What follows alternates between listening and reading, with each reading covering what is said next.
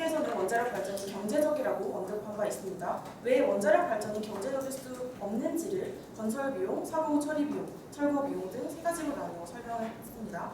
하지만 추가적으로 원전을 짓는 데 드는 비용은 아이러니하게 기술의 발전과는 역행하면서 엄청난 폭과 속도로 증가하고 있습니다. MIT 연구진 연구에 따르면 7년간 매년 15%씩 꾸준히 증가해오고 있습니다.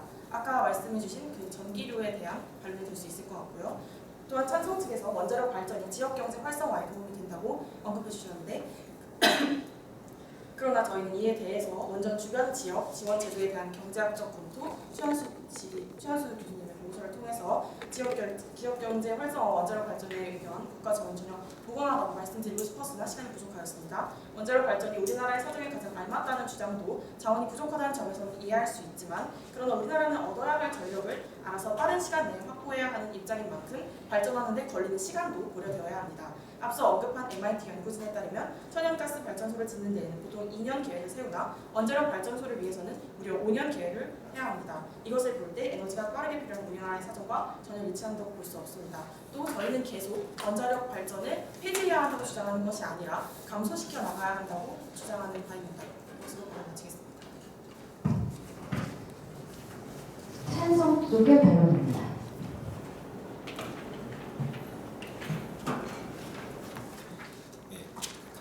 찬성 측 변론하겠습니다.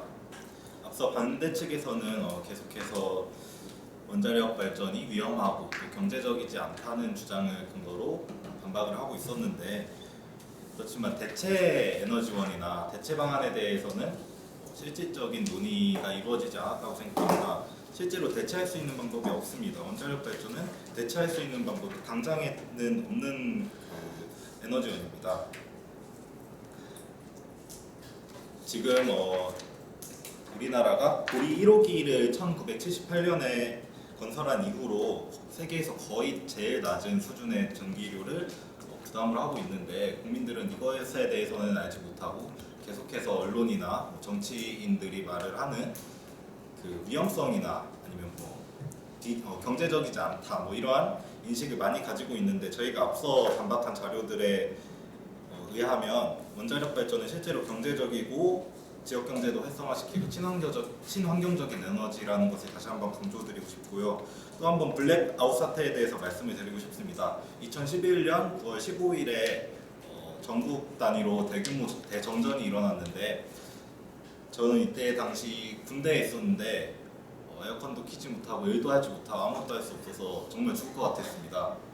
근데 당장 원자력 발전 원전을 폐기하고 줄인다면 앞으로 여름마다 다가올 이런 블랙아웃 사태에 어떻게 대비를 할 것인지에 대한 대책 또한 마련되어 있지 않고 또 제 개인적인 경우에는 제가 혼자 살면서 혼자 자취를 하면서 여름마다 한 달에 전기료가 한 3만 원에서 5만 원 정도 나왔습니다.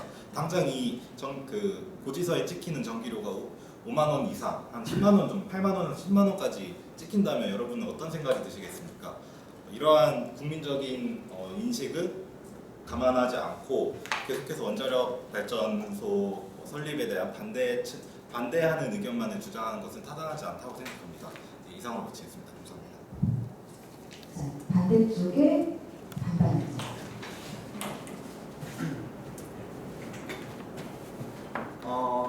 잠시 아까 찬성 측에서 언급한 지역 갈등에 대해서 먼저 이야기를 하면 어떤 에너지원이라도 기피 현상이 있을 수 있다고 말씀을 하셨는데 태양열, 태양광 에너지의 경우 그런 현상은 나타나지 않을 것이라는 자료가 있습니다. 또한 잠시 저희는 원자력 발전을 다시 한번 강조하지만 차츰 감소시켜야 한다고 말하는 입장이고 친환경 에너지를 순차적으로 도입해서 나중에는 친환경 에너지로 대체되는 방안을 이야기 드린 것이라는 것을 강조하고 싶습니다. 그리고 이제 정리하면 이와 같이 원전의 수를 증가시키자는 찬성 측의 입장에 대해서 저희 반대 측은 크게 원전 증설이 매우 위험하고 사회적 갈등을 조장하며 경제적이지 않다는 이유를 언급하였습니다. 우리나라는 지진의 안전지대에 위치해 있지 않습니다. 그리고 내진 설계가 잘 되어 있지 않은 노후한 원전도 많습니다. 그러한 상황에서 어느 날 지진이 발생해서 원전이 혹시라도 폭발했다고 생각해보세요. 그러면 방사선으로 인한 아픔, 후유증은 몇 대를 지나도 없어지지 않을 것입니다. 그리고 뿐만 아니라 이러한 안전성 문제에 근거하여 많은 사람들은 원전을 짓는 것을 꺼려합니다. 국가가 지원하여 일자리가 일시적으로 늘어나는 것으로 하여금 원전 짓기를 강행한다며 이는 그 지역 국민들에게 큰 두려움과 아픔이 될 것입니다. 또한 원전을 지금부터라도 차츰 줄여나가지 않으면 언제 이런 위험이 도사리고 있다가 한 번에 문제가 발생할지 모르는 것입니다. 마지막으로 건설 비용, 사고 피해 복구 비용 그리고 철거 비용 면에서도 모두 불리한 원전은 우리나라에서 차츰 없어져 가야 할 것입니다. 이러한 상황 속에서 원전의 신설을 주장한다면 그것은 우리나라의 경제적, 사회적 이익은 전혀 생각하지 않고 눈앞에 에너지 자원을 얻는 것, 그 방법만이라고 밖에 보이지 않습니다. 여러분 다시 한번 강조드리겠습니다. 우리나라의 국민의 한 사람으로서 언제 터질지도 모르는 위험한 원전, 경제적으로도 문제지만 한 번 터지면 여러분의 집, 가족은 더 이상 없을 수도 있습니다. 어느 지역을 가든 필사적으로 원전을 짓지 말자는 것이 그냥 나오는 말이 아닐 것입니다. 국민들은 원전의 위험성 그리고 경제적이지 않다는 걸 너무나도 잘 인지하고 있기 때문입니다.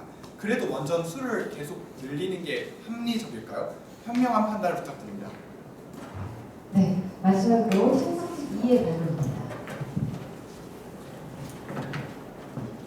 네, 찬성 측이 마지막 반론 시작하겠습니다. 우선 반대 측에서 중심적으로 제시하고 있는 것은 원전을 앞으로 감소시켜야 나가야 된다는 것인데요. 문재인 정부는 감소시켜야 하긴 하지만 앞으로 40년 후에는 원전 완전 폐쇄를 주장하고 있습니다.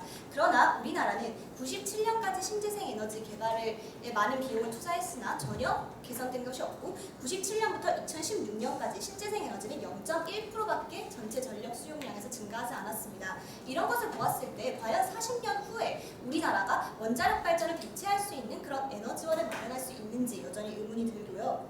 또한 우선은 원전을 감소를 주장했기 때문에 반대 측에서는 어떻게 대체 에너지원을 마련할 수 있다라는 것을 명확한 자료로 제시해야 했으나 그런 것을 자료로 제시하지 못했다는 점 강조드리고 싶습니다. 그리고 반대 측에서는 위험성을 가장 중심 근거로 하여 저희 찬성 측에게 반박을 하고 있는데요. 반대 측이 위험성으로 주장한 명확한 자료는 단순히 57% 즉 진도 7도 이상의 지진이 발생할 확률은 우리나라에서 57%가 된다. 이 자료 한 가지밖에 없습니다. 그렇다면 현재 반대 측이 제시한 위험성이라는 수치는 단순히 불확실하다라는 것 여러분께서 생각해 주셨으면 감사드리겠습니다. 또한 앞서 반대 측에서는 국가적 지원이 있어도 지역 주민들의 원자력을 바라보는 시선이 부정적이기에 원자력 불신을 해결할 수 없을 것이라고 하셨지만 최근 문재인 정부의 탈원전 정책 발표 이후 현재 건설 중이던 신고리 5, 6호기 건설 중단이 선언되면서 지역 경제 성장을 예상했던 주민들의 더 큰 반대가 일어나고 있습니다. 그리고 현재까지 지원금이 들어갔을 때 발전하지 못했다고 말씀하셨는데요. 정부에서 직접 그 지원금을 투자하기로 했던 것은 2017년이 본격적인 시점입니다. 그렇기 때문에 아직 그 주민들은 지원금을 실제로 받은 적이 없었고 그렇기 때문에 더 문제가 생겼을 수밖에 없다는 것 말씀드리고 싶습니다. 물론 저희 찬성 측에서도 원자력 발전이 최고의 발전 방식은 아니라고 생각합니다. 하지만 그 문제점에 대한 적절한 대응책이 없었을 때는 현재의 발전 방식이 최선책입니다. 따라서 명확한 대응책 없이 현재 진행되고 있는 문재인 정부의 탈원전 정책은 한계가 있으며 오히려 저희의 현재 최선